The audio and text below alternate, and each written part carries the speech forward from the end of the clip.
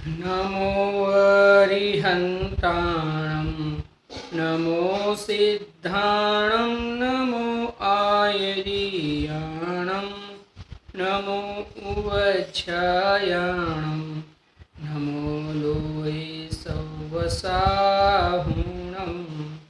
मङ्गलं भगवान् वीरो मङ्गलं गौतमो गणी मङ्गलं कुन्दकुन्दार्यो जैन धर्मोऽस्तु मङ्गलं सर्वमङ्गलमाङ्गल्यं सर्वकल्याणकारकं प्रधानं सर्वधर्माणां जैनं जयतु शासनं जैनं जयतु शासनम्।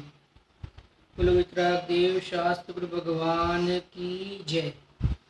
श्री समाधि मरण के ऊपर अपनी चर्चा चल रही है। विगत दिनों से हमने आचार्य श्री समदभद्र स्वामी के माध्यम से श्री रत्नकर्ण सावकाचार्य के अंदर जो उन्होंने संलेखन अधिकार लिखा है उसके माध्यम से हम चर्चा कर रहे हैं। उसके अंदर आचार्य देव ने काय संलेखन का स्वरूप कहा था और उसके माध्यम से कहा था कि काय संलेखना जो जीव करता है उसके वो काय संलेखना जो है वो आत्मघात नहीं है। क्यों? क्योंकि आत्मघात कसाई सहित होता है और ये जो काय संलेखना है ये कसाई के अभाव पूर्वक होती है। जब जीव को शरीर के प्रति का मोह का अभाव हो जाता है तब वो शरीर के क्यों शरीर के प्रति मोह का अभाव क्यों हो जाता है? क्योंकि जो शरीर के वर्तमान में जो शरीर है वास्तव में वो अपना है नहीं, एक बात। दूसरा, अपनी आज्ञा में रहता नहीं, दो बात। तीसरा, जब तक धर्म निभता है तब तक उसको टिकाने में जीव का हित है।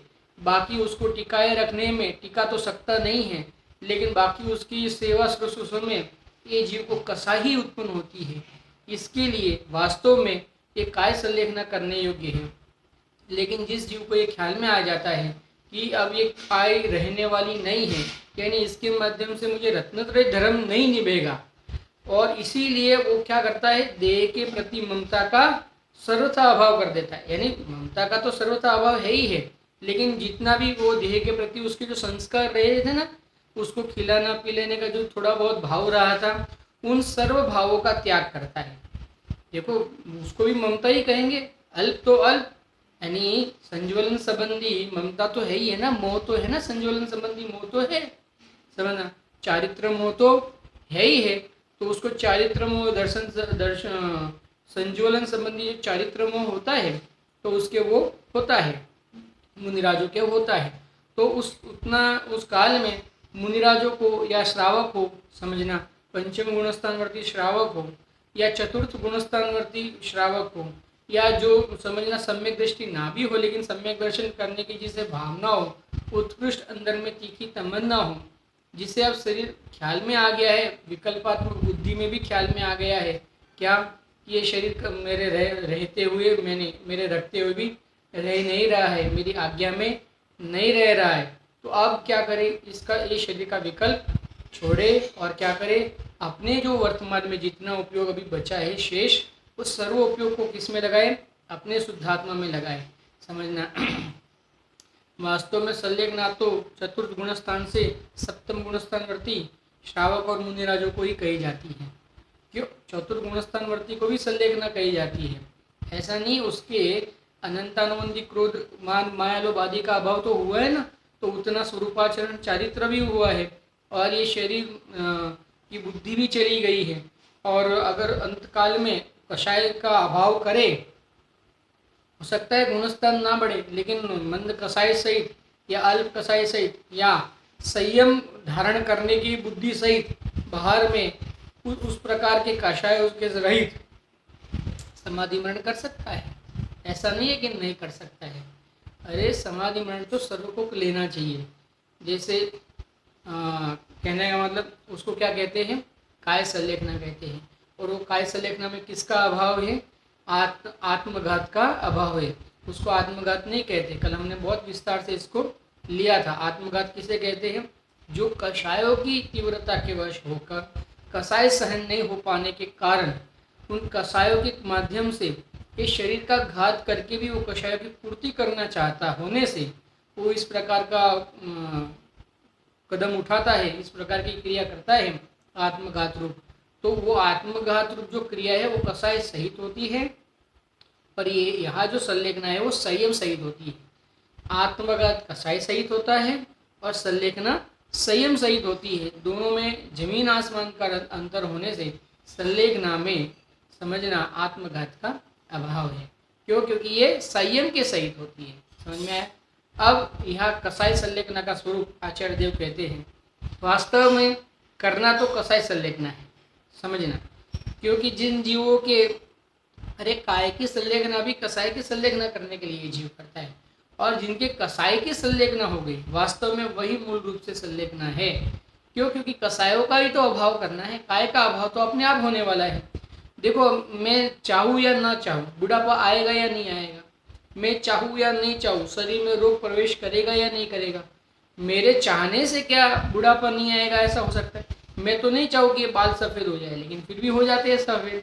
मैं तो नहीं चाहता हूँ कि यह काला काला कलर का वो हो जाए, क्या बोलते हैं, जो हो जाए, तो मैं तो नहीं चाहता, लेकिन फिर भी हो जाता है। मैं तो नहीं चाहता शरीर में झुर्रियाँ पड़ने लग जाए, फिर भी हो जाती है।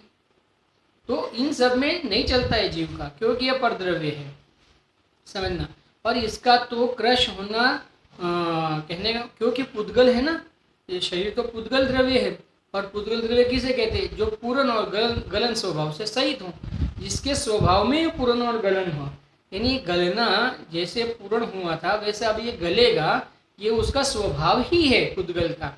तो इसका गलना तो अपने आप होने वाला ही है।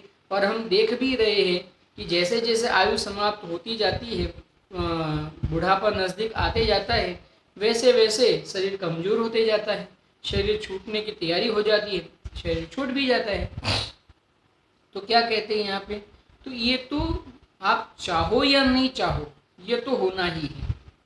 इसमें ये काया का क्रश करने में वास्तव में ये तो कैसा है कि काया के क्रश करने के काल में भी जो उसने वो जीव ने जो भाव किए ना, पहले उपवास किया, फिर बेला किया, तेला किया, समझना, अष्टानिका के 8 उपवास किए, 10 लक्षण के 10 किए, 10 लक्षण महापर्व के 16 कारण के 16 किए, और अनेक अनेक प्रकार के तप किए, व्रत किए, उणोदर किया, रस परित्याग किया, वृत्ति परिसंख्यान किया, आदि अनेक प्रकार से जो तप किया ना इस जीव ने।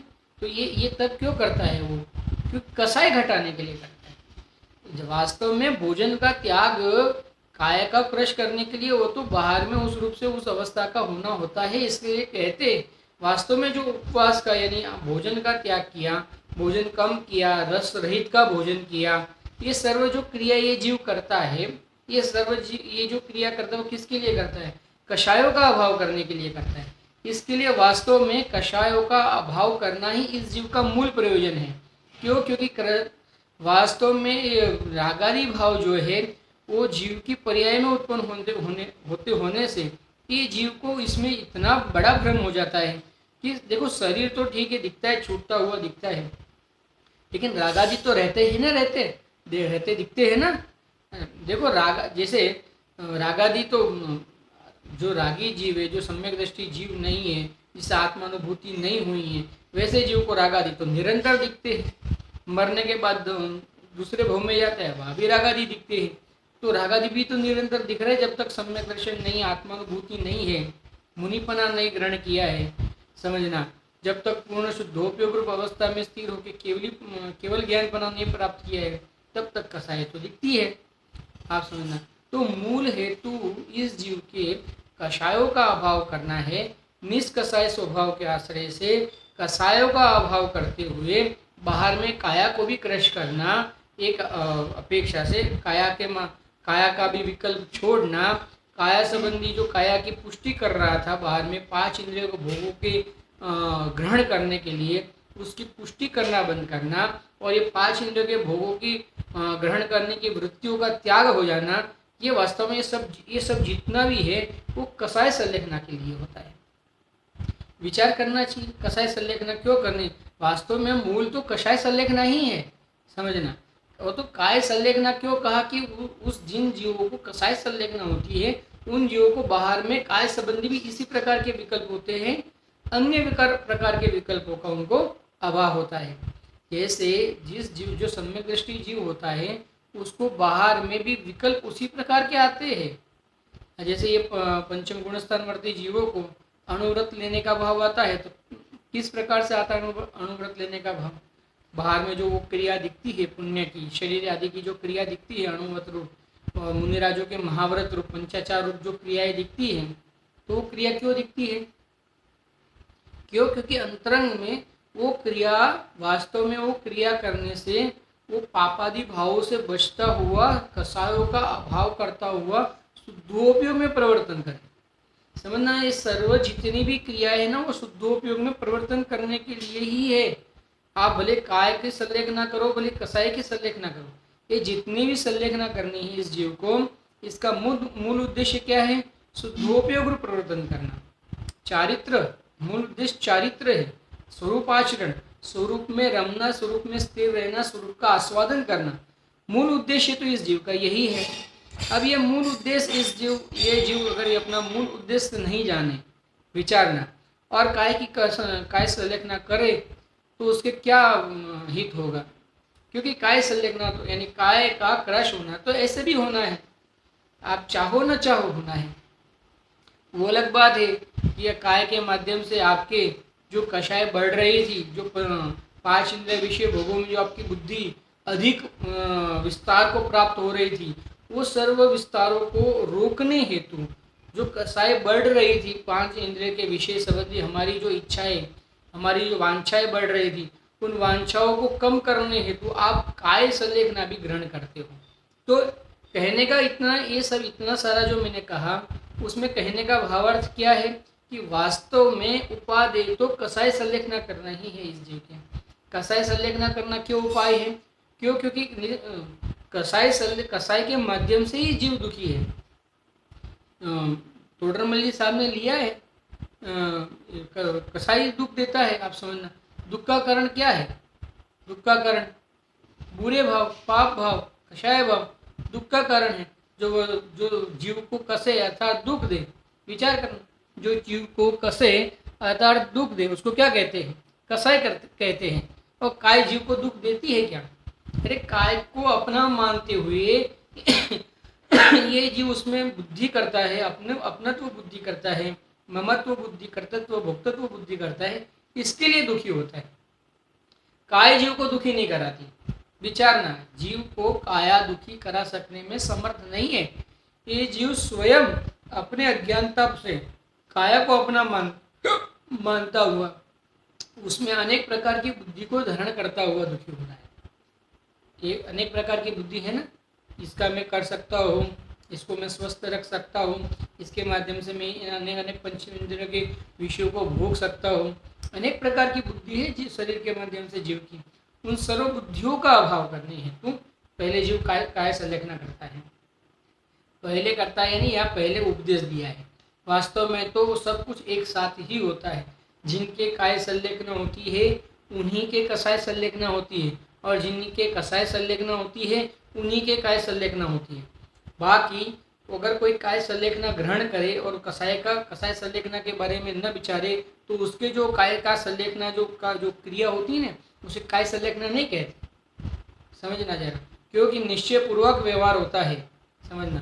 और जिनके निश्चय होता है उनके व्यवहार होता ही है, बाहर में उस रूप से क्रिया होती ही है। क्योंकि अभी पूर्ण शुद्धोपयोग नहीं प्रकट हुआ है, अभी पूर्ण शुद्ध दशा की प्राप्ति नहीं हुई है। तो जब तक पूर्ण शुद्ध दशा की प्राप्ति नहीं हो जाती इस जीव की, तब तक बाहर में इस प्रकार के भावों में ये जीव दिखता है। और ये क्यों करता है? ये सर्व कार्य क्यों करता है? धर्म करने हेतु, सुख करने हेतु, कषायों का अभाव करने हेतु।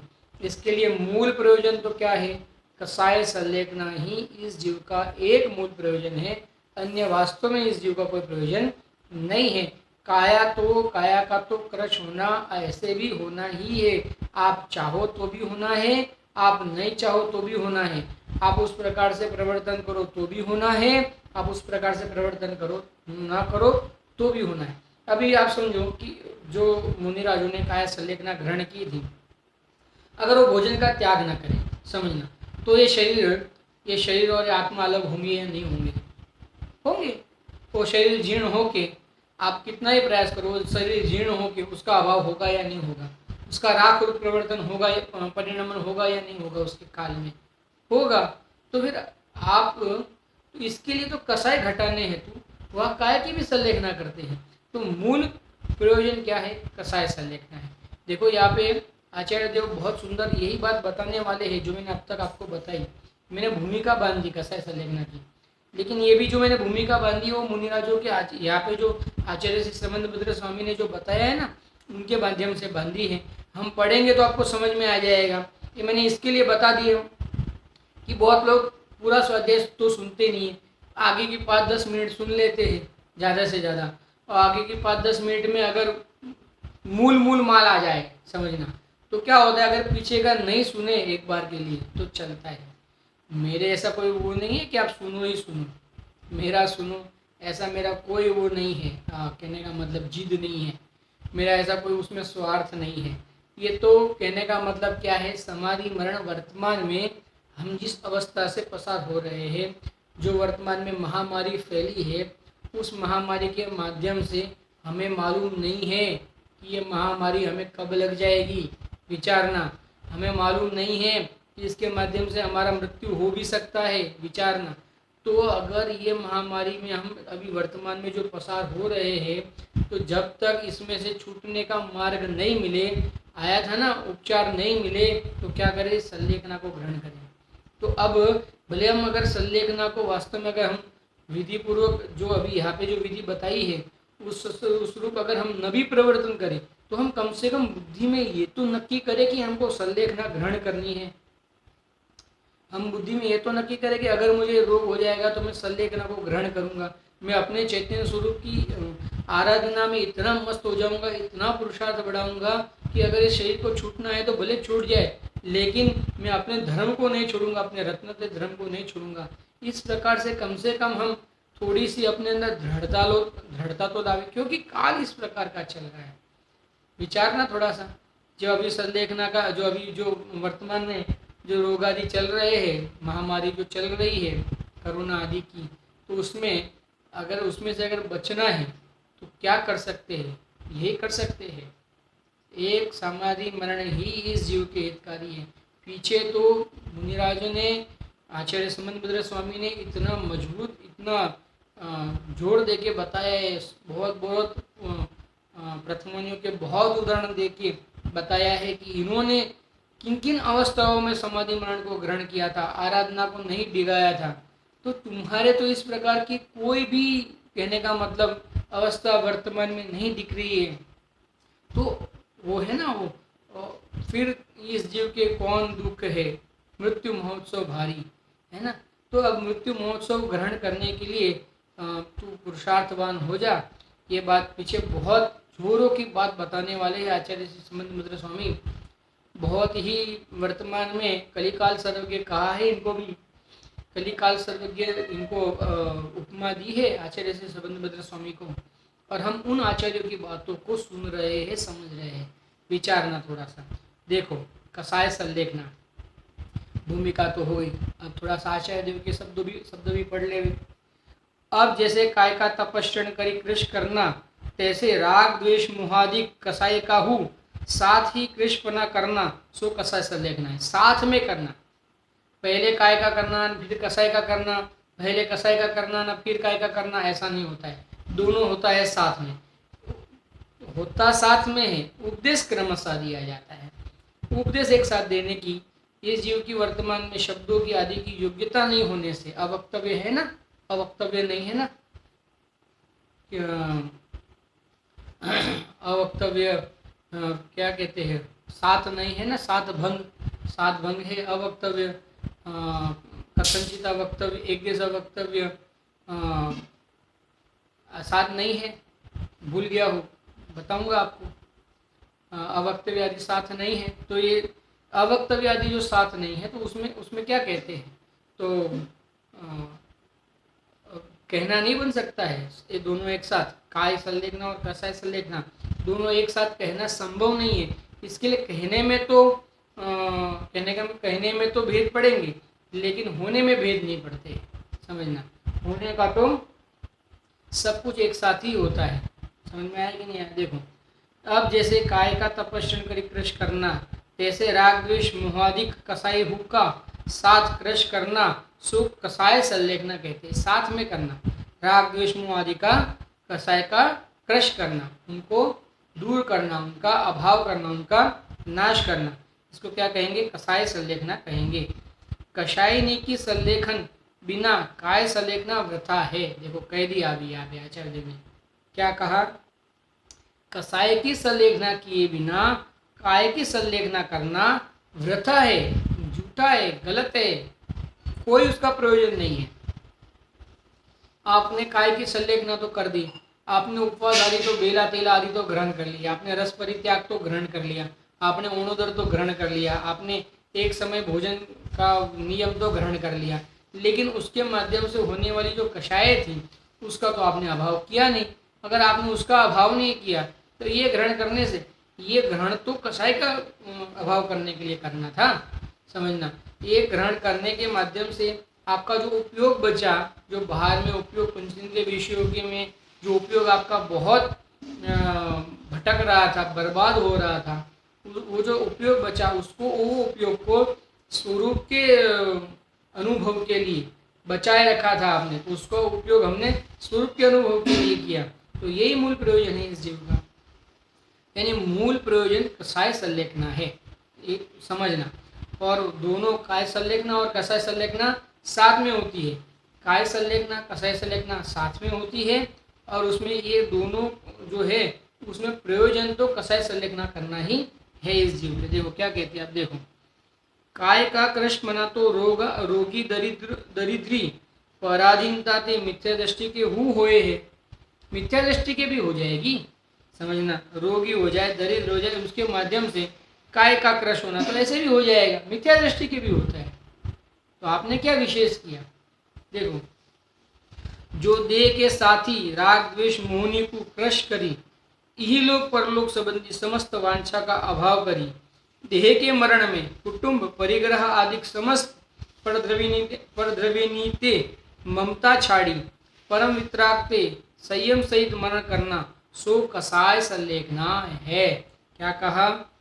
राग द्वेष को क्रश करी, ही लोग परलोक संबंधी समस्त वांछा का अभाव करी, देह के मरण में कुटुंब परिग्रह आदि समस्त परद्रव्यते ममता छोड़ी। अब ममता का अभाव करना है, परद्रव्य का अभाव नहीं करना है, परद्रव्य का अभाव हो सकता नहीं है, और परद्रव्य का सहयोग हमारे साथ में सदाकाल रह सकता नहीं है। परद्रव्य का अभाव नहीं करना है और परद्रव्य हमारे साथ में सदाकाल रह सकता नहीं है, तो वो तो हमारा, उनका और हमारा सहयोग जो हुआ है उसका वियोग तो होना ही है। तो अब क्या करें? उसके प्रति की ममता को छोड़ दें, होना ही है ना, वो वियोग होना है, तो उसके प्रति क्या ममता करें? जो छूटने वाला है, जो जले जाने वाला है, उसके प्रति क्या ममता करें? तो उसका ममता का अभाव करें। देखो, परम वित्राग संयम रहित मरण करना सो कसाय संलेखना है। वास्तव में निष्कसाय स्वभाव जो है अपना, वो निष्कसाय स्वभाव के माध्यम से, उसके आश्रय के माध्यम से, उसके अनुभव के माध्यम से जो हमारे कषाय उत्पन्न हो रही थी, तो कषायों का वहाँ जब जब हमने आत्मा का अनुभव किया तब तक बाहर में कषाय उत्पन्न नहीं हुई। समझना, वो कषाय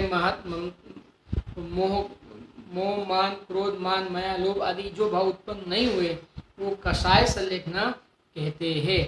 निष्कषाय स्वभाव के माध्यम से ही ये कषाय संलेखना होती है, निष्कषाय स्वभाव के आश्रय के बिना भी ये कषाय संलेखना नहीं हो सकती है। यह ऐसा विशेष जानना। अब यहाँ और क्या विशेष जानना? देखो आचार्य देव कहते हैं, जो विषय कसायनी का जीतने वाला हो जाएगा इस ही के समाधि मरण की योग्यता है। लोग बहुत गजब कहा, जो विषय कसाय का जीतने वाला हो जाएगा। विषय कसाय का जीतना है, नहीं विषय और कसाय, विषय को क्या जीतना है? विषय में क्या जीतेंगे हम? विषय तो परद्रव्य है, विषय में क्या जीतेंगे? यानी विषय की बुद्धि जो हमें हो गई ना, ये विषय मेरे है, मेरे हितकारी है, इनको ग्रहण करने जैसा है, इनको ग्रहण करने से जो सुख मिलेगा, इस प्रकार की जो हमारी बुद्धि हो गई है, आप समझना, उस बुद्धि को जीतना है। विषय को क्या जीतना है, और उस बुद्धि के माध्यम से हमने विषयों का लक्ष्य नहीं किया, हमने शुद्धात्मा का लक्ष्य किया, हमने विषय को जीत लिया। क्योंकि अब वो विषय मुझे पराधीन करने में समर्थ नहीं रहे, यानी निमित्त हेतुभूत भी नहीं रहे। पहले तो हेतु तो थे ना, हेतु थे, जब जब मैं अपने स्वरूप को भूल के उनका लक्ष्य करता था तब तक मोह राग द्वेष उत्पन्न होते थे, तो हेतु तो थे। लेकिन अब मैंने उनका लक्ष्य ही नहीं किया, अब तो मैंने अपने चैतन्य स्वरूप का लक्ष्य किया, अब तो मैं अपने निष्कषय स्वभाव में ठहर गया। तो जैसे मैं अपने निष्कषय स्वभाव में ठहर गया, वैसे मुझे उन संबंधी विकल्पों का ही अभाव हो गया। तब उनका विकल्पों का अभाव हो गया तो अब मुझे उन संबंधी कोई विकल्प नहीं रहे, तो मैंने उन विषयों को जीत लिया। विषय कषय इसको जीतने वाला हो जाए, इसी के समाधि मरण की योग्यता है। इसी जीव के समाधि मरण की योग्यता है, अन्य के समाधि मरण की योग्यता नहीं है। विषयनी के अधीन और कसाई युक्त के समाधि मरण नहीं हुए है। विषय के अधीन हो जाए और कसाय के अधीन हो जाए, उसके समाधि मरण नहीं होता है। संसारी जीवनी के ये विषय कसाय बड़े प्रबल है। संसारी जीव के विषय कैसे कसाय कैसे है, बड़े प्रबल है। उसका पूरा जीवन इन विषयों को ही संभालने में, इकट्ठा करने में, भोगने में चला जाता है, और वास्तव में ना तो इकट्ठा कर सकता है, ना तो संभाल सकता है, और ना तो भोग कर सकता है। हम ना तो विषयों को इकट्ठा कर सकते हैं, ना ही संभाल सकते हैं, ना ही भोग कर सकते हैं, लेकिन फिर भी इन विषयों को मैं इकट्ठा कर सकता हूँ, संभाल सकता हूँ और भोग सकता हूँ। इस रूप मान्यता, इस रूप बुद्धि, इस रूप मिथ्या बुद्धि के कारण हम हमारा पूरा उपयोग उन विषयों को समझना, इकट्ठा करने में, संभालने में और भोगने में लगा देते हैं। यानी भोगने में लगा देते हैं, यानी मैं भोगूंगा, इनको भोगूंगा, इनको भोगूंगा, इस प्रकार से उपयोग को लगा देता है, और भोग सकता नहीं। इसके लिए क्या होता है, दुखी होता है। इकट्ठा कर सकता नहीं, प्रयास तो करता है बहुत इकट्ठा करने का, लेकिन इकट्ठा कर सकता नहीं, इकट्ठा कर नहीं सकता, इसके लिए दुखी होता है। संभाल सकता नहीं, संभाले अपने तो दुखी होता है। उसके लिए आचार्य देव ने एक जिनागम में एक उदाहरण भी दिया है। जैसे आप मेंढक का वजन नहीं कर सकते हो कभी भी, क्योंकि अगर आप मेंढक को जैसे आप तराजू में रखोगे और यहाँ उसका वजन करने के लिए आप वो क्या बोलते हैं उसको, बाट, हमारे गुजराती में तो बाट बोलते हैं, वजन को रखोगे, उसके पहले तो वो कूद के बाहर आ जाएगा। और आपको बहुत सारे मेंढकों का वजन करना है तो किसी काल में शक्य नहीं है, समझना। आप एक को रखोगे दूसरा निकल जाएगा, दूसरे को रखोगे तीसरा निकल जाएगा। तो यहाँ तो अनेक सहयोग है ना, अनेक सहयोग है, हमारे अनेक सहयोग, हमारे अनेक नहीं अनंत सहयोग, अनंत नहीं अनंत अनंत सहयोग। अरे अनंत अनंत नहीं, अगर हमारे जगत में जितने हैं और अगर हो जाए तो सर्व सहयोगों को प्राप्त करने की हमारे बुद्धि है, वांछा है, उसको इकट्ठा करने की, भोगने की हमारे कर सकता नहीं, भोग सकता नहीं, समझना। फिर भी बुद्धि तो इतनी है हमारी जिसकी कोई सीमा नहीं है, असीम बुद्धि है हमारी इस प्रकार से। तो इस प्रकार से हम प्रयास करते हैं और वो हो सकता नहीं। इसके लिए क्या होते हैं, दुखी हो जाते हैं। देखो क्या कहते हैं,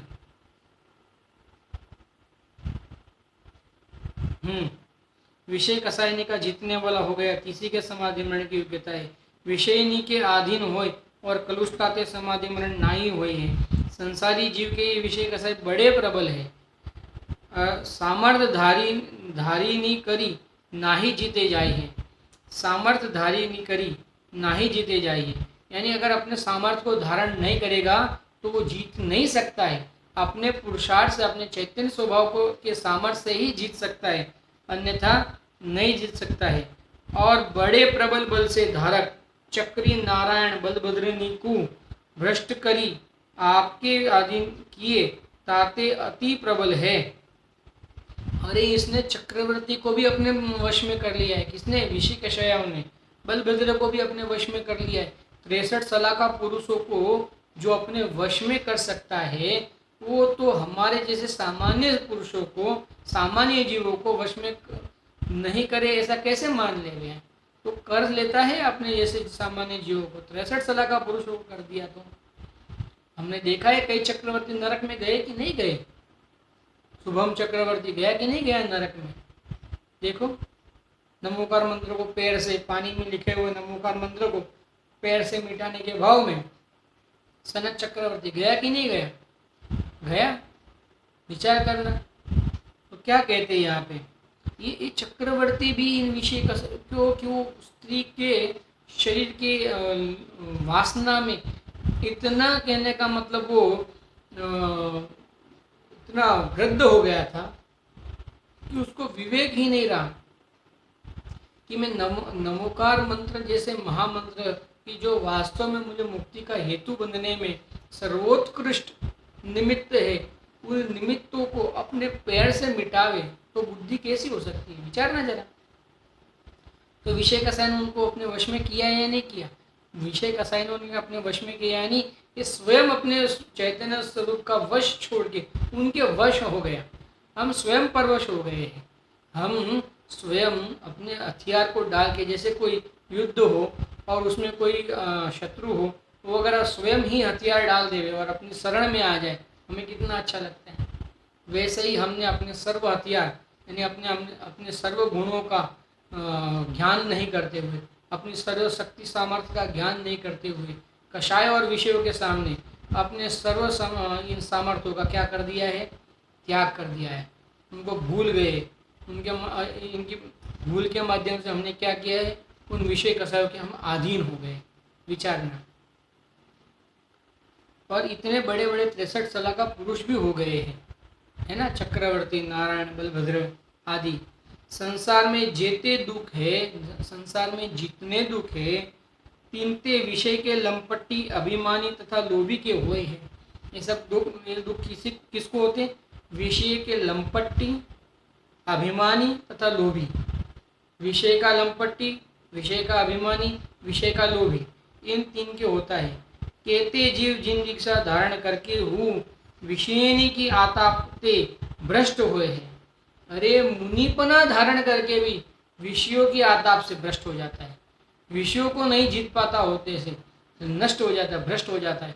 हुआ था ना ऋषभदेव भगवान के साथ में, ऋषभदेव जो मुनि बने थे, ऋषभदेव भगवान जो पूर्व में मुनि बने थे, ऋषभदेव मुनि, तब उनके साथ में जो हजारों राजाओं ने दीक्षा ली थी, भ्रष्ट हो गए थे वो। समझना, मुनि दीक्षा लेते तो ले ली सब प्रतिज्ञा, भ्रष्ट हो गए। विचार।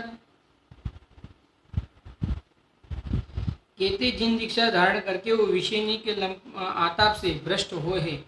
अभिमान लोभ ना ही छोड़ी सके, अभिमान और लोभ नहीं छोड़ सके। अरे मुनि बन जावे तो मेरे इतने शिष्य है, तुमको पता है मेरे कितने हैं? 600 शिष्य, मेरे 1000 शिष्य, मेरे 5000 शिष्य।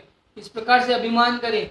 अरे मुनिपना धारण करे और जो कठोर क्रिया आदि करे, तो उस क्रियाओं में अभिमान करे कि देखो मैंने कितने दिन तक का उपवास किया, तुम तो एक दिन का भी नहीं कर सकते हो। इस प्रकार से अभिमान करे, इस प्रकार से लोभ करे। क्या लोभ करे? और ज़्यादा करूँगा, अभी मैंने 25 किए हैं, अब मैं 50 करूँगा। इस प्रकार से लोभ करे उन क्रियाओं का। और लोभ करे, लोभ करने के माध्यम से क्या करे? कसाय करे। वास्तव में तो उन कसायों के अधीन हो जाए, ऐसा।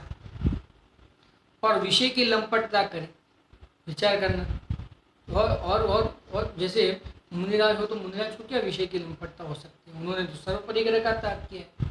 मेरे और शिष्य बढ़ जाए, ये क्या है? ये क्या है? ये जितने शिष्य मेरी आज्ञा के अधीन रहे, ये क्या है? विषय की लंपटता है।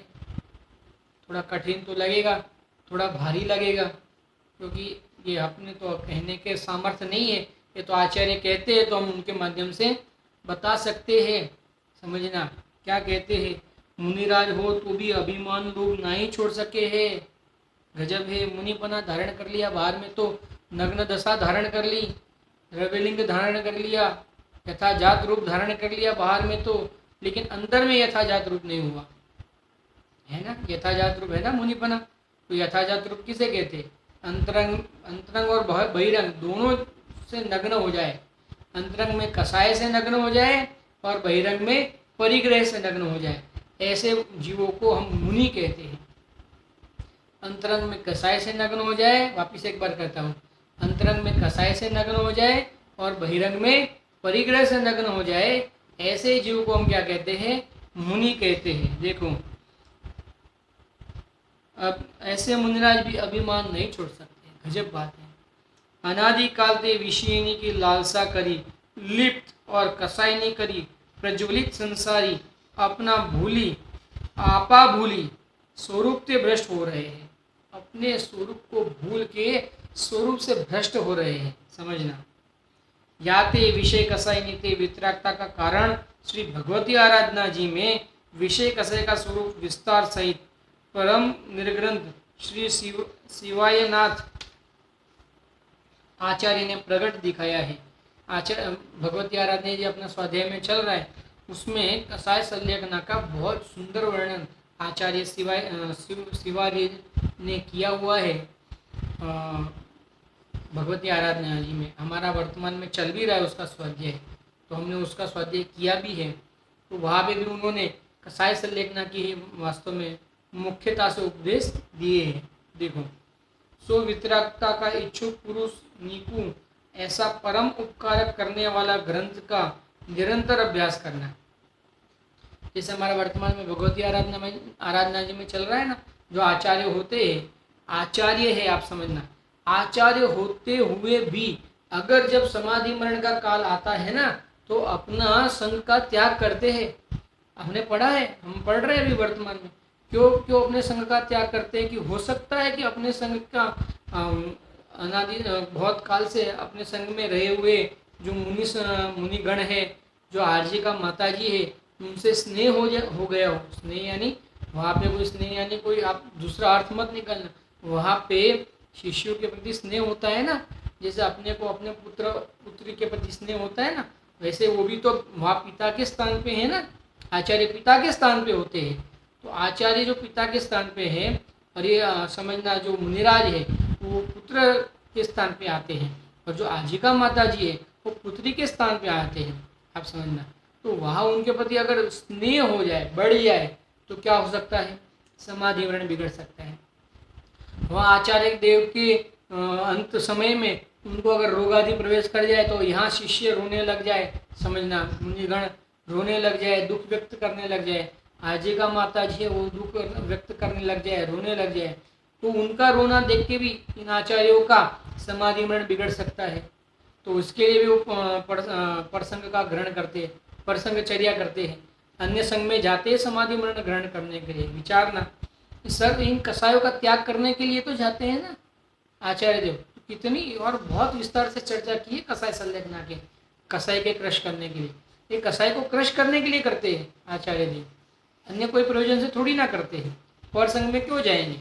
कसाई की संलेखना करने के लिए जाएंगे। देखो और क्या कहते हैं, सो वितरागता का इच्छुक पुरुष निकु ऐसा परम उपकार करने वाला ग्रंथ निरंतर अभ्यास करना चाहिए।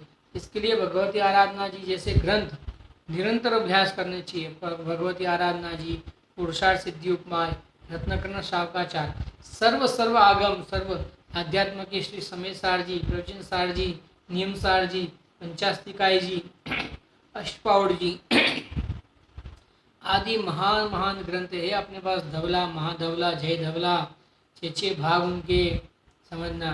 और कसाई पाउड, और जीवस्थान, बंधस्थान आदि, ये सर्व विषयों का वास्तव में हमें जितना हमारे से बन सके, हमारे पुरुषार्थ को गौण किए बिना, हमारे एक एक समय को बचाते हुए हमें इनका अभ्यास करना चाहिए। समाधि मरण के अवसर में जीव का कल्याण करने वाला उपदेश रूप अमृत को सहस्त्रधार रूप होय वर्षा करता भगवती आराधना नाम ग्रंथ है। देखो यह भगवती आराधना नाम के ग्रंथ की कितनी महिमा की। एक आचार्य देव दूसरे आचार्य देव की ग्रंथ की महिमा करते हैं। विचार करना, भगवती आराधना जी ग्रंथ की महिमा करते हैं यहाँ पे आचार्य देव। ताका शरण अवश्य ग्रहण करने योग्य है, इसका शरण अवश्य ग्रहण करने योग्य है। याही ते यह आराधना मरण का कथन अवसर पाए भगवती आराधना का अर्थ का लेश लिखिए हैं। थोड़ा भगवती आराधना जी का थोड़ा सा अंश यहाँ पे लिखते हैं। देखो, यह ऐसा विशेष जानना, अब इसके लिए और यहाँ ऐसा विशेष क्या जानना, जो साधु मुनीश्वरी निकेतो रत्नत्रय धर्म की रक्षा करने का सहाई आचार्य का संग तथा वैयावृत करने वाला, धर्म के उपदेश देने वाला निर्यापक का बड़ा सहाय है। तदी बर्मनी का विजय करी आराधना को प्राप्त होई है। याही ते गृहस्थनी को धर्म बुद्धि श्रद्धानी ऐसा साधर्मिनी का समागम अवश्य मिलना चाहिए, परंतु जो पंचम काल अति विषम है, या में रागिनी का तथा कषायिनी का संगम सुलभ है, तथा राग द्वेष शोक भय का उपजाने वाला, आर्त ध्यान का बढ़ाने वाला, संयम में प्रवृत्ति कराने वाला की संगम बनी रहा है। जाते स्त्री पुत्र मित्र बंधावादिक समस्त अपने राग द्वेष विषय कसायनी में लगाए आपा बुलावे है। समस्त अपना विषय कसाय पुष्ट करने का इच्छुक है। धर्मानुरागी धर्मात्मा, परोपकारी, वात्सल्य का धारी, करुणारस करी, बीजेनी का संगम महा उज्ज्वल पुण्य के उदय से मिलता है। देखो पूरा एक ही सेंटेंस है, कैसे उसको हम छोड़े, लेकिन फिर भी हम उसको थोड़ा थोड़ा पढ़ते हैं। देखो अपना ऐसे समय अभी 5 मिनट है, जितना हो सकता है उतना करेंगे, बाकी का कल करेंगे। यहाँ पे देखो क्या कहते हैं, जो साधु मुनीश्वर है रत्नत्रय की रक्षा करने के लिए, मेन कार्य तो रत्नत्रय की रक्षा करना है। इस जीव के जो रत्नत्रय प्रकट हुआ है, इस जीव ने जो अभी तक रत्नत्रय की साधना की है, आराधना की है, उसकी रक्षा करना इस जीव का मूल प्रयोजन है अंत काल में। क्योंकि अंत समय में इस रत्नत्रय की आराधना साधना का अभाव होने का प्रसंग बनने में बहुत सरलता हो सकती है। क्योंकि यहाँ पे बताया है ना, देखो बताया है वैसे तो, फिर भी अपन इसको पढ़ेंगे। देखो क्या कहते हैं, वैया देखो रक्षा करने का सहाय आचार्य का संग तथा वैयावृत कराने वाले, धर्म के उपदेश देने वाले निर्यापक का बड़ा सहाय है। देखो निर्यापक आचार्य, एक आचार्य होते हैं और एक निर्यापक होते हैं। निर्यापक को भी आचार्य कहा जा सकता है, निर्यापक आचार्य से। तो जो निर्यापक होते हैं और जो आचार्य होते हैं, इन दोनों का समाधि मरण में बहुत बड़ा एक अहम रोल है, समझना। एक कहने का मतलब उनका, क्योंकि अगर निर्यापक आचार्य होते हैं, जो निर्यापक होते हैं, अगर निर्यापक, क्योंकि जो निर्यापक वही हो सकता है जो व्यवहार और निश्चय का, जिसके बहुत ज्ञान है, उसका जीवन उस रूप, एकदम उस रूप। ऐसे तो सर्वमुनिराजों का वैसे ही होता है, लेकिन इनका विशेष होता है। जो निर्यापक होते हैं उनका और बाहर में उनको इतना ज्ञान होता है कि सामने वाला जो जीव होता है ना, उसको किस प्रकार से हम प्रायश्चित आदि दे, या उसको किस प्रकार से हम उपदेश आदि दे, कि जिसके माध्यम से वो विषय कषाय का उसके त्याग हो जाए। समझना, ये निर्यापक आचार्य का ये बहुत बड़ा अहम समझना उसमें रोल है। और इन सब का मूल तो ये सबके जो गुरु होते हैं, कौन होते हैं? आचार्य होते हैं। आचार्य देव को आचार्य तो वही हो सकते हैं जो समझना सर्व संघ को साथ में लेके चले, सर्व संघ में सर्व जीवों के हित हेतु कोई भी कार्य करे, समझना, तो वो सर्व के हित हेतु ही करे। इस प्रकार से इन सब का जीवन इतना धन्य महान होता है। आचार्य हर कोई नहीं बन सकता है, निर्यापक हर कोई नहीं बन सकता है, समझना। हर कोई की ऐसी योग्यता नहीं है कि वो निर्यापक बन जाए, आचार्य बन जाए। तो क्या कहते हैं, इनका बड़ा सहाय है, इन्हीं का वास्तव में बड़ा सहाय है। तथा बर्मनी का विजय करी, यानी क्रोध आदि का विजय करी, जो दुख आदि होते हैं ना उस काल में, उसका विजय करी आराधना को प्राप्त हुई है। ये मुनिराज अपने कषायों का, विषय कषायों का उससे विजय को प्राप्त करके, दुख से विजय को प्राप्त करके, मरण के काल में होने वाली वेदनाओं को से विजय को प्राप्त करके क्या करते हैं, आराधना को प्राप्त होते हैं। तो हमें भी आराधना को प्राप्त होना है। वर्तमान में काल भी ऐसा है, अवसर भी इस प्रकार का है, तो हम भी अपने स्वरूप को जान के, निष्कषाय स्वरूप को जान के आराधना में प्रवर्तन करें और आराधना में प्रवर्तन करते हुए हम वितरागता को प्राप्त हो, ऐसी मंगल भावना के सहित अभी अपना यह वक्तव्य यहाँ पे समाप्त करते हैं। ओम नमः सिद्धेभ्यो। सहजानंदी शुद्ध स्वरूपी अविनाशी हूँ आत्मस्वरूप। सहजानंदी शुद्ध स्वरूपी अविनाशी हूँ आत्मस्वरूप। सहजानंदी शुद्ध स्वरूपी अविनाशी हूँ आत्मस्वरूप। जिनवाणी के ज्ञान ते सूझे लोकालो, सोवाणी मस्तक नमो सदा देत हूँ। बोलो द्वादशांगमयी परम मंगलकारी जिनवाणी मात की जय।